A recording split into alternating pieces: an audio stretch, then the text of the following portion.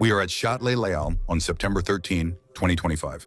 Hundreds of teenagers are blocking the exit of the subway.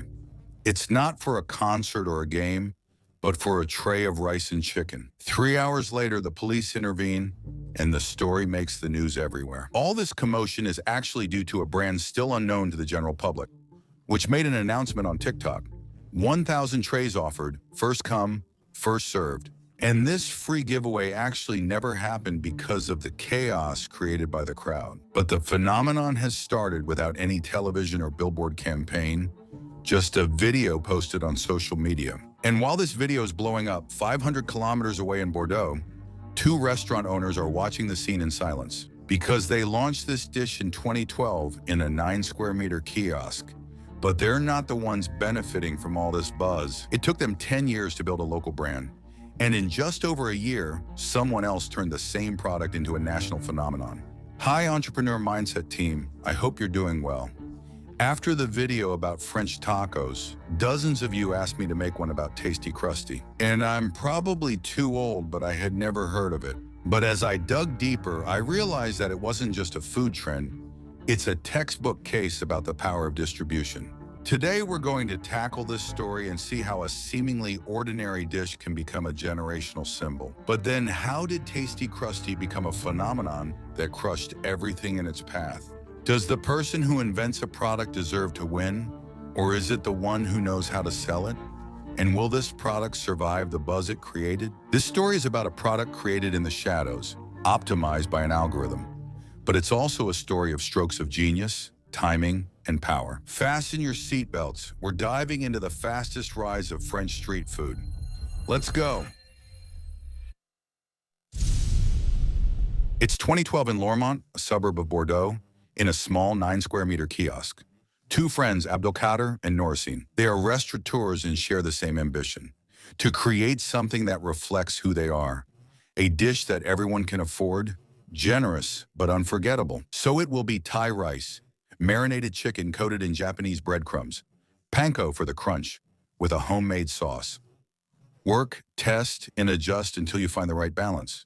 The product is simple, and that's exactly why it works. He calls it the Krusty Sabaidi, which means hello in Laotian, and it's a nod to Nourcine's origins. The dish immediately finds its audience and becomes a local hit. The people of Bordeaux love Krusty Sabaidi, and more restaurants are opening. It's a profitable model. In just a few years, he goes from a 9-square-meter kiosk to about 20 restaurants. But for 10 years, it remains a regional success: Bordeaux and a few surrounding towns.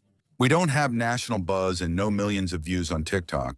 Just a good dish that works really well. The average turnover per restaurant is around 1 million euros per year, and the best locations can even reach nearly 2 million. And then, in 2024, everything changes for our two friends from Bordeaux, and especially for their invention. In the Paris region, two restaurants open their doors, one in Épinay-sur-Seine, the other in Les Ellen Rose. Nothing extraordinary on the surface, just two new places in cities that few people really pay attention to.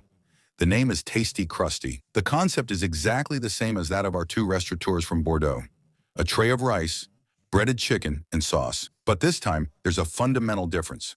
The person behind it is a man who doesn't come from the kitchen. He comes from social media, and this detail will change everything. His name is Gallo Diallo, and he's the boss of Smile Conseil, one of the biggest influencer agencies in France. And you see where I'm going with this. What's different isn't the plate, it's the strategy. We'll come back to that in detail later. But in 6 months, Tasty Krusty went from 2 to 24 restaurants, some of which follow the dark kitchen model, which we'll be analyzing soon on the channel. If you're interested, feel free to let me know in the comments. In short, the videos from these restaurants get millions of views on TikTok and Instagram, and young people spend hours cooking. And of course, this will create a massive fake fear of missing out. The fear of missing something when your entire TikTok feed is talking about the Krusty. When your friends go there and there are lines everywhere, you want to go too, not necessarily because you're hungry, but because you want to be part of the trend. A 14-year-old teenager sums it up perfectly. Everything that's on TikTok is trendy. That's the exact moment when the Krusty stopped being a local dish and became content. When a product becomes content, it's no longer about quality, it's about virality. For a few months, the Krusty is everywhere. The waiting lines become a marketing argument. New openings follow one after another, and some kebab shops even change their signs within a week to ride the wave. A manager says, "It's the network that does everything. When the influencer came to my place, he posted it, and it got 60,000 views in an hour. Where some took 10 years to build around 25 restaurants, others are opening almost as many in less than a year." But then, you must be asking yourself a question. Who stole what in Bordeaux? The message is clear on the official Krusty Sabaidi website, on their LinkedIn, everywhere. They write, "Copied and recopied, but never equaled. We secretly keep our recipe." They add, "The Krusty is our know-how, our story, it's a part of us, and even today it continues to make itself known everywhere." For them, it's clear. They created the Krusty in 2012. Everything else is just a copy. And technically, they're right. Tasty Krusty never claimed to have invented the concept. They just took it, packaged it differently, and sold it better. But legally, the story is much colder. In France, a recipe is generally not protected by copyright law because it's considered technical know-how, not a work of the mind. You can protect a name, a logo, a brand, a visual identity, but not the idea of rice plus chicken plus sauce in a tray. It's brutal, certainly illegal, not at all.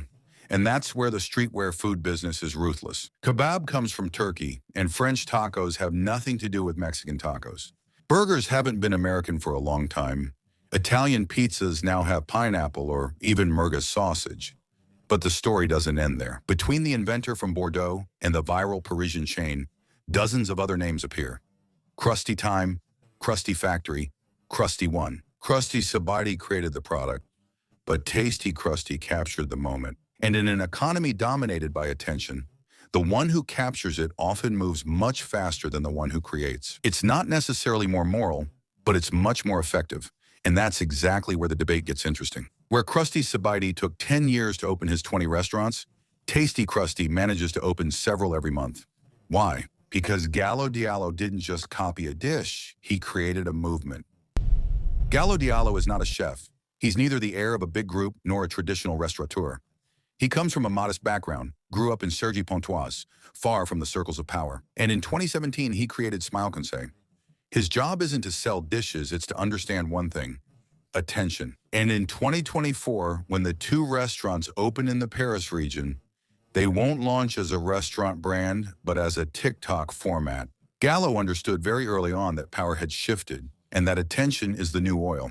His strategy is based on 6 points. The first is that the product is simple, so it's easy to replicate. Rice, chicken, breading, sauce.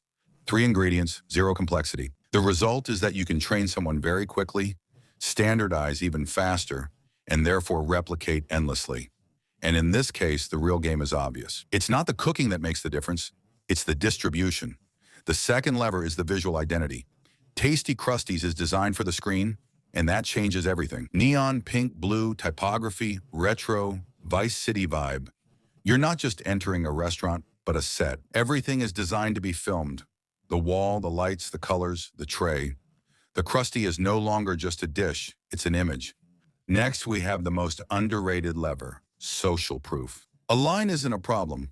On the contrary, it's advertising, because the line shouts, "Everyone wants this, so you do too." And on top of that, he triggers the most powerful mechanism: free distribution, scarcity, urgency at Châtelet Léal on September 13, 2025.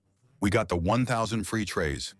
The result, we have a crowd, a cancellation, and a police intervention. But above all, videos. And that's the heart of this case study. The event doesn't exist to feed people, it exists to feed the algorithm. The fourth lever is that they don't pay for influence, they produce it. Most restaurants think they'll pay influencers, but these guys post themselves. They master the formats, the sounds, the close-up shots, the editing, food porn, as young people call it. A sauce dripping, that's content. A shiny golden chicken, that's content. An ultra-generous serving tray, you get it. Every customer becomes a mini media outlet, and the hashtag does the rest. The fifth lever is that the price accelerates FOMO. €9 per tray between 400 and 730 grams. Comparing it to a taco or a premium burger at 12 to 15 euros, it's ultra-competitive. Listen, business is a cash machine. The production costs are ridiculously low. The margin is comfortable. A kebab shop owner who switched careers says, "There's nothing exceptional about it. It's just chicken, it's extremely profitable. He doesn't even bother with presentations, it's just in trays given to customers. And finally, we have the sixth and last lever, speed. This is where the textbook case becomes brutal. Some people take 10 years to build 2 restaurants. Tasty Krusty reached 24 locations in record time. And it's not thanks to a magic formula, but thanks to a well-oiled system. The product is simple, so it's easy to duplicate. The brand image is strong, so it's easy to film. The social proof is massive, so it's irresistible. The price is affordable, so everyone can try it. Bernard Boutboul, who is a restaurant expert from the Gira firm, says it clearly. The Krusty could become the next mass-market snack product. But like any product that takes off thanks to hype, you have to be careful about the landing. Today, the Krusty is at its peak, and it's a spectacular success. But the first cracks are starting to appear. Because when a phenomenon becomes this massive, it becomes visible, and when it's visible, it attracts criticism. The first controversies are coming from nutritionists. A tray of 400 to 500 grams can contain between 900 and 1,300 calories, and some portions even exceed 1,300. For a generation that's ultra-connected, but also increasingly sensitive to health issues, the debate is starting. Then we see clones multiplying all over France, new brands appearing, variations, spin-offs, and copies. When a concept is simple and profitable, it attracts attention. But the more players there are, the more the market gets diluted and saturation gradually sets in. And finally, the phenomenon is strong and the demand is real. But how much of that demand comes from the product itself and how much comes from the hype? When the videos slow down and the novelty fades away, what will happen when the next food trend emerges? What is certain is that the Krusty has become a generic name, just like the French tacos did 10 years ago. Sure, Krusty Sabaidi lost the dish and lost the battle over the name. But paradoxically, they also benefit from it, because the more Krusties there are on the street, the more people will eat them. And when people want the real one, they come to them. Because a phenomenon rises quickly, but it can also fall just as fast when your business depends on attention. The danger isn't competition, it's being forgotten. And actually, my question for you is, in 2 years, will you still be eating Krusty? If you've even tried it already, that is. Or maybe you'll have already moved on to the next viral phenomenon. Kind of like Salt Bae, who was selling gold-covered steaks for 1,000 euros to all the celebrities around the world, thanks to a use of social media and virality taken to its peak, before crashing down suddenly after numerous scandals, as you can see in the video that's showing.